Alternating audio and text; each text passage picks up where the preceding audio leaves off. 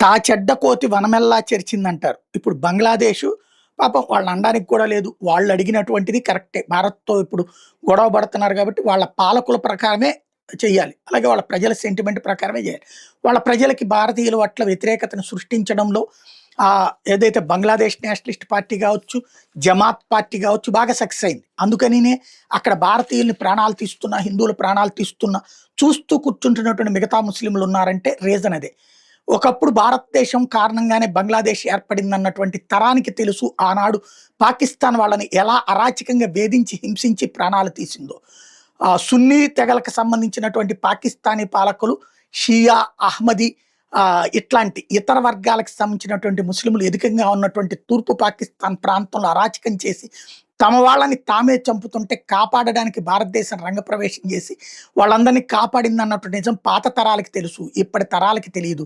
తెలియకుండా ఒక చాప కింద నీరులా మత ప్రబోధకులతో పిచ్చగా భారత్ మీద వ్యతిరేకతను సృష్టించడంలో సక్సెస్ అయింది పాకిస్తాన్.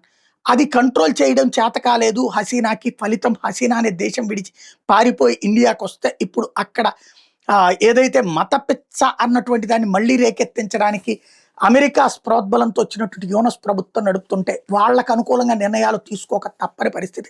బంగ్లాదేశ్కి సంబంధించినటువంటి క్రికెట్ బోర్డు అందుకులో భాగంగానే భారత్లో ఆడనుంది. ఆడకపోతే గనక నీకు పాయింట్లు కట్ చేస్తాం పొమ్మన్నది ఐసీసీ. ఇప్పుడు బంగ్లాదేశ్ పాకిస్తాన్ని బతిన్లాడుతోంది.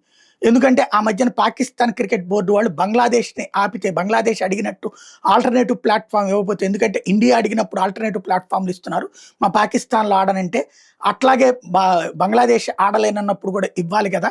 ఇవ్వకపోతే కనుక తీవ్ర పరిణామాలు ఎదురవుతే మేము కూడా డ్రాప్ అయిపోతాం అని ప్రకటించింది. ఇప్పుడు అది గుర్తు చేసి Bangladesh cricket board Pakistan cricket బోర్డుని ఆడద్దు అంటోంది. మరి పాకిస్తాన్ క్రికెట్ బోర్డు కూడా డ్రాప్ అవుతుందా చూడాలి.